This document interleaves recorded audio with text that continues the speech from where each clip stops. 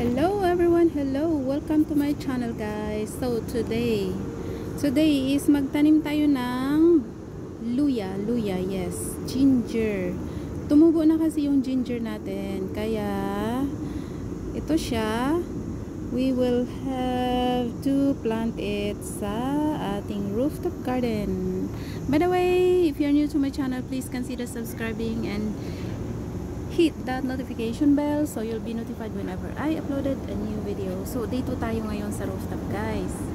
Rooftop. So mga tanim ko, ganito lang dito.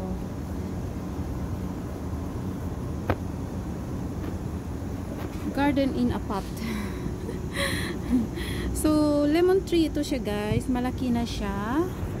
Ayan. Yes, malaki na siya. And I think mga ugat-ugat ito ang nandito. Ayan. Pero I will try planting ng luya dito guys. Baka mabubuhay. Sakaling mabubuhay siya. Kaysa doon lang siya sa sa kusina, 'di ba? So hope ano kaya ito? Maraming mga dito guys, mga ganito oh. So anyway, try natin sakaling mabubuhay siya dito.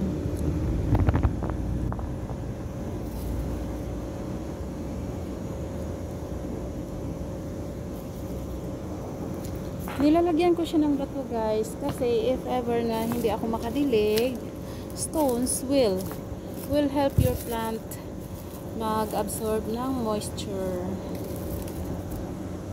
Kaya may mga bato-bato sa gilid. So let's see.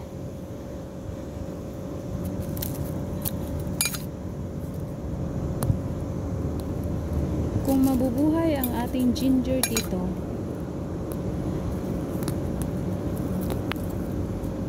Pero ang ginger guys is kahit saan naman yata siya, 'di ba? They will grow. Yung mangga ko pala guys, look. Nag siya, tumubo siya pero namatay kaya tinanggal ko na lang. Ayan siya oh. Kinain ng ng snails. So, ayan siya. Saka ito, doon ko sa kabila itanim guys. Sa pot. Kabilang pot. So, ayan ang ating ginger.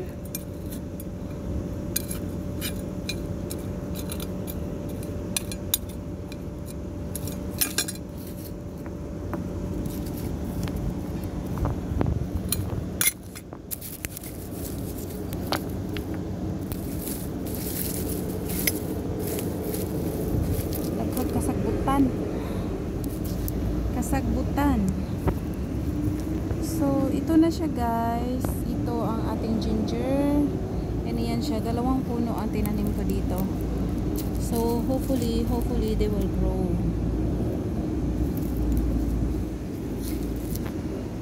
Pero, magdagdag ako ng dyan guys. Ng lupain. Ng soil. Magdagdag ako dyan ng soil para matatabunan siya. So, yan ang ating ginger guys.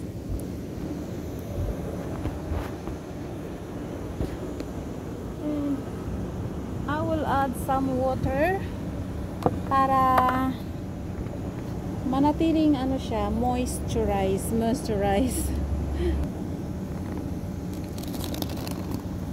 So, hoping they will grow. At dumami.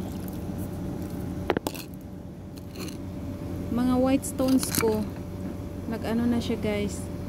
Nag-molds. Pero anyway, these are just mga guys. Parang lang siya, laro-laro, di ba? Laro-laro, yes. Pantanggal stress. So, ginger, you have to grow.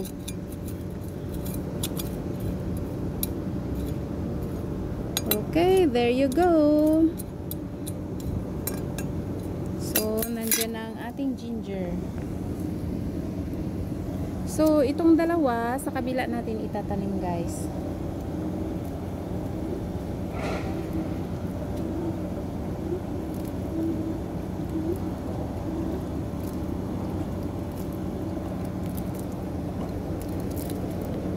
Okay. So, lipat tayo doon sa pot. Maliit lang siya, pero marami akong maraming anong tawag doon, Malabar spinach or alugbate. So, garden update natin, guys. Ito siya, ang ating oregano, which is malalapad na yung dahon niya. And dito, na Malabar spinach or alugbate natin, medyo hindi sila lumaki, guys, kasi nagsiksikan sila dito. Sobrang dami nila dito. So, dito ko ilalagay yung guys, yung ginger.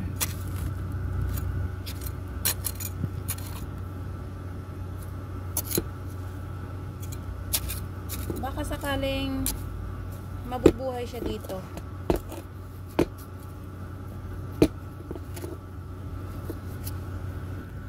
So, ito yun ang ating ginger, guys. Tanim natin dito.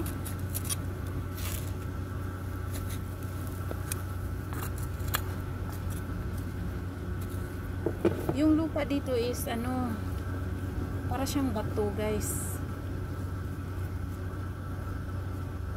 Ayan.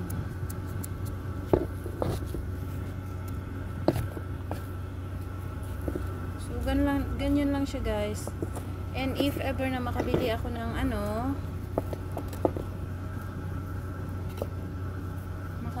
ng soil, so dadagdagan ko yan siya, guys.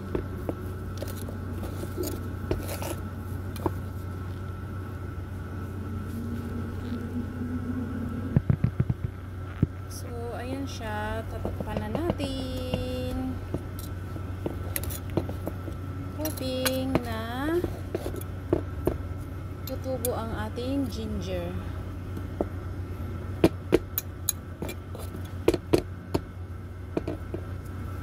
Ganyan lang siya. Hindi siya masyadong malalim.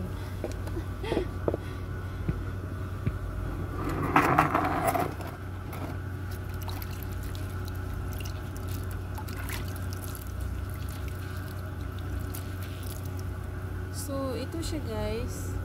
Ito yung natin. Yung luya.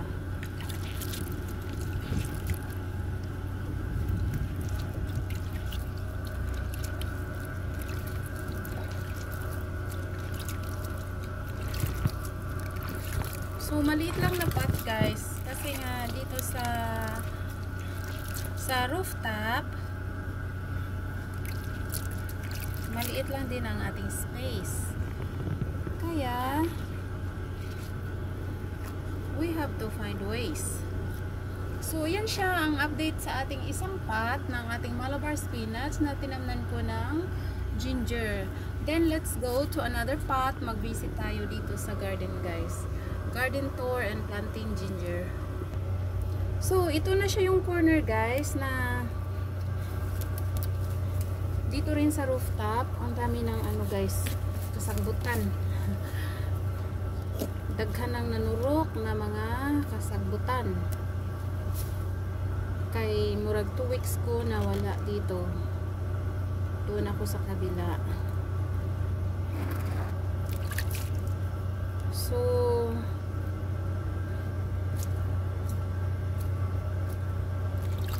sayang yung yung soil.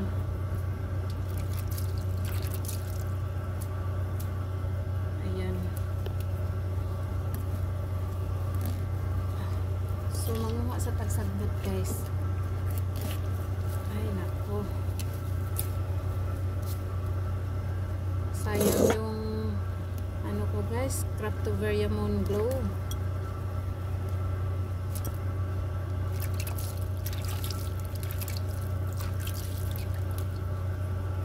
Okay. So, medyo clear na siya. Ito na lang banda sa orchids.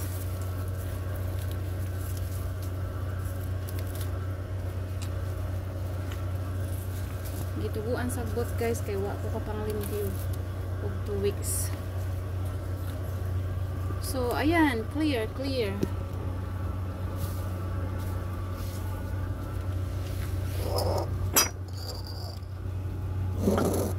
So that's our moon glow guys. Craftophilia moon glow.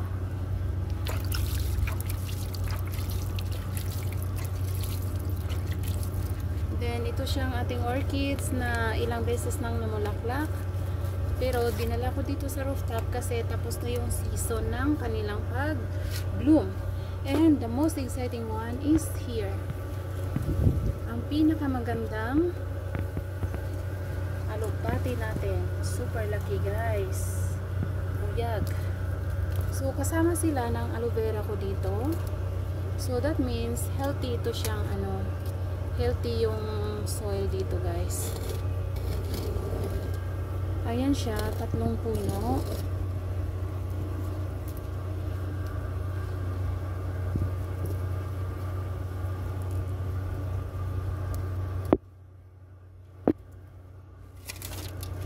Tatlong puno ng alugbate.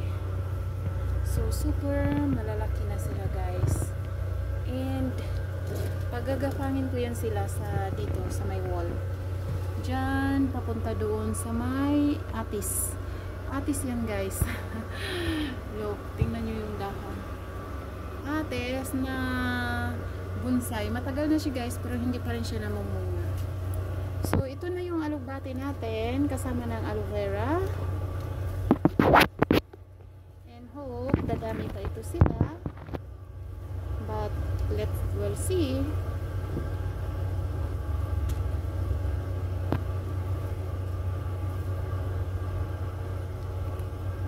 So maraming salamat guys, maraming salamat sa walang sawang suporta ninyo sa aking channel.